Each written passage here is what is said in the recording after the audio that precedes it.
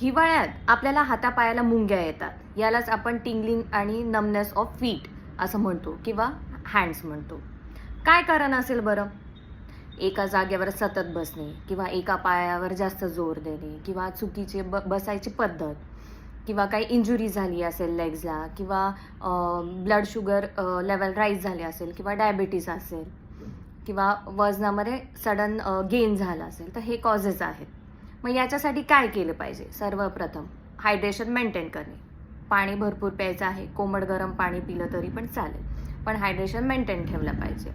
नंतर मग विटॅमिन्स कमी असेल तर मग फूड इनटेक वाढवायचा आहे. मग त्याच्यामध्ये B12 आणि B6 या फूड स्टफ्समध्ये आले पाहिजे.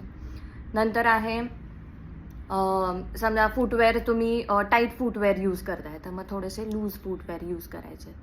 नंतर मग विटॅमिन C रिच आणि D रिच फूड स्टफ्स तुम्ही खाल्ले पाहिजे. नंतर मग ऑइल मसाज आहे तर हातापायाला ती केली पाहिजे. नक्की ह्या टिप फॉलो करा.